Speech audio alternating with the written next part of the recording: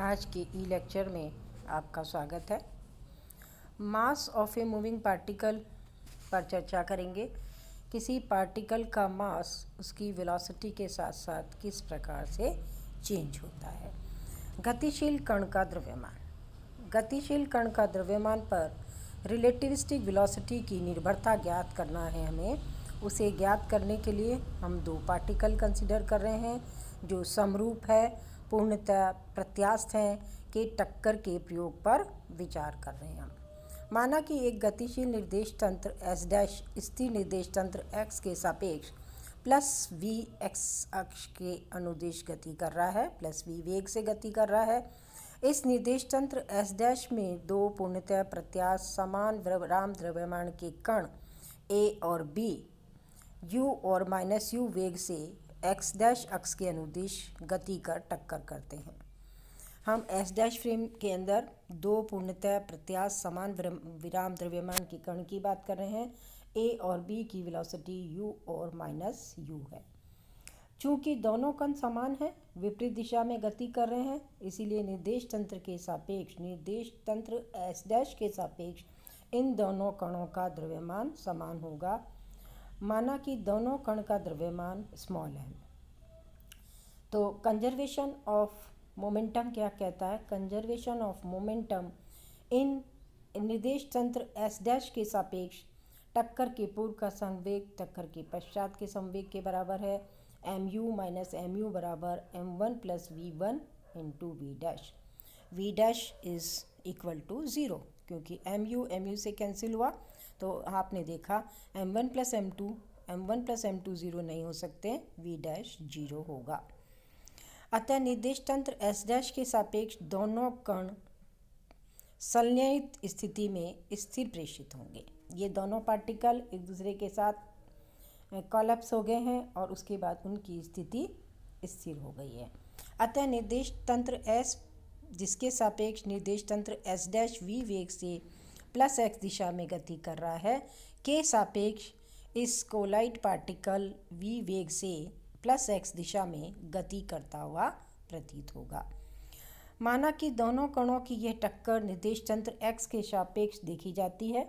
वेग के लॉरेंज रूपांतरण समीकरण की सहायता से टक्कर से पूर्व ए का वेग क्या होगा? u1 बराबर u1 plus V one plus U B by C square equation 1 के द्वारा दिया जा रहा है। इसी प्रकार टक्कर से पूर्व बी कण का वेग u2 बराबर minus U plus V one minus U B by C square के द्वारा दिया जा रहा है। यदि निर्देश तंत्र S के सापेक्ष कण A और B के द्रव्यमान M1 और M2 हैं, तो कंजर्वेशन का लॉ क्या कह रहा है? मोमेंटम कंजर्वेशन लॉ M1U1 बराबर M1U1 प्लस M2U2 बराबर M1 plus M2 into V। समीकरण 1 तथा 2 में U1 व U2 का मान रखने पर 1 और 2 इक्वेशन आपको यहाँ दिखाई दे रही है, 2 इक्वेशन यहाँ पर ये रही। इन दोनों से यहाँ वैल्यू सब्स्टिट्यूट कर दीजिए तो आपके पास ये रिलेशन आता है M1 U plus V one plus U V by C square M2 minus U plus V one minus U B by C square बराबर M1 plus M2 V। M1 वाली term को एक तरफ ले जाइए तो M1 one plus U V by C square minus V और M2 V minus U plus V one minus U V by C square के बराबर है। M1 एलसीएम लेके इसे सिंप्लीफाई किया गया तो आपने देखा 1 plus U B by C square U plus V minus U V square by C square के बराबर है। और similarly 1 minus U right hand side V minus U V square by C square plus U minus V के बराबर है। नीचे term आ रही है 1 minus U V by C square. और सिंप्लीफाई कर लीजिए इसे M1 जो राइट हैंड साइड में नीचे की टर्म है उसे हम अभी ऊपर नहीं लेकर आए हैं। अब आप यहाँ देखिए v से वीक फैक्टर कैंसिल हुआ तो आपके पास u कॉमन लेने के बाद में लेफ्ट हैंड साइड में टर्म बच रही है u1 minus V square by C square and M2 right hand side में u यहाँ पर जो टर्म कैंसिल हो रही है वो v है तो आपके पास बच रहा है u कॉमन लेने पर 1 minus V square by C square 1 minus U B by C square. क्या देखा आपने? दोनों तरफ इक्वेशन के 1 minus V square by C square term आ रही है। इस टर्म को कैंसिल कर दीजिए।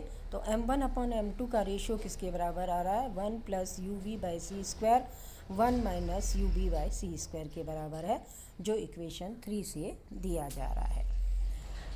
हम अब इसे स्टार्ट करते हैं। 1 minus you one square by C square की वैल्यू निकालते हैं हमने अपने स्टेप में एकदम चेंज किया है क्योंकि ये टर्म इसके बराबर आएगी। तो हमने इसे कहा कि हमने अब इसमें आर्टिकल में 1 minus you one square by C square की वैल्यू निकाली।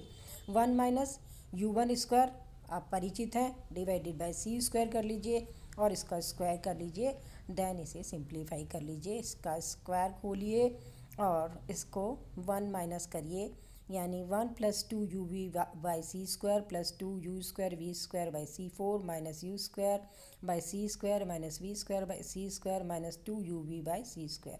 क्या देखा, divided by 1 plus U V by C square का होल स्क्वायर। जो ये टर्म है 2 U V by C square वो दोनों साइड में कैंसिल हो रही है और 1 minus you square by C square term को एक तरफ किया गया, V by C square common लेकर के दूसरी टर्म जनरेट की गई 1 minus you square by C square. आपने देखा ये टर्म कॉमन आ रही है, तो कुल मिला करके इसे हम जो है वो 2 ब्रैकेट के फॉर्म में लिख सकते हैं। 1 minus you square by C square 1 minus V square by C square divided by 1 plus U V by C square का स्क्वायर।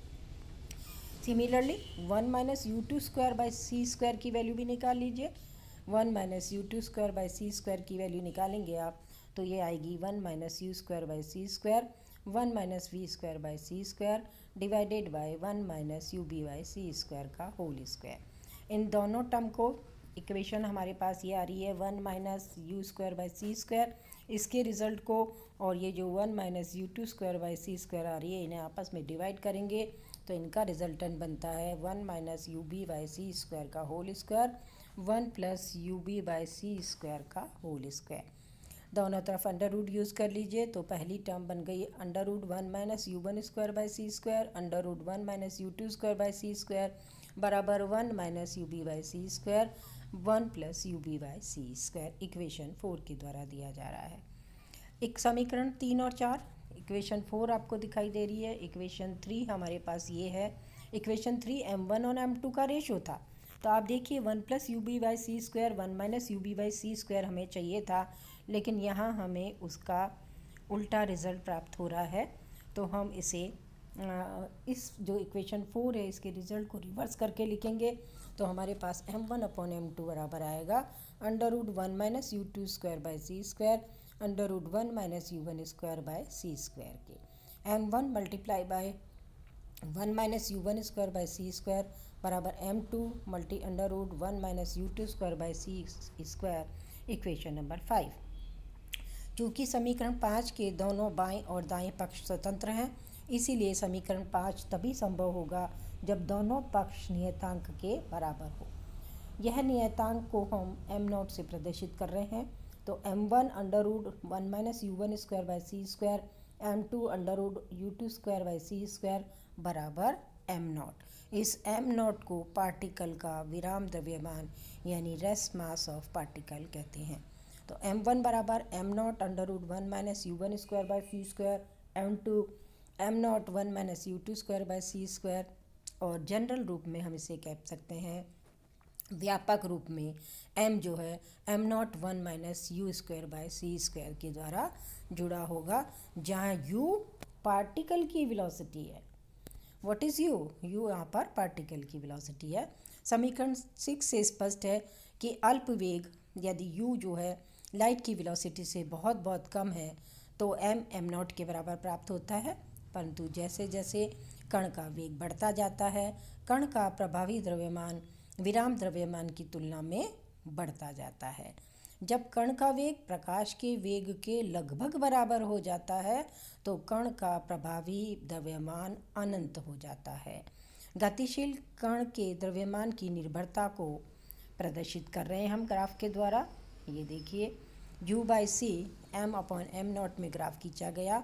जैसे जैसे v बाई सी का रेशो 1 के बराबर हो गया, u बाई सी का u यानी c के बराबर हो गया, तो ये रेशो आप देख रहे हो m upon m0 tends to infinity हो जाता है। धन्यवाद।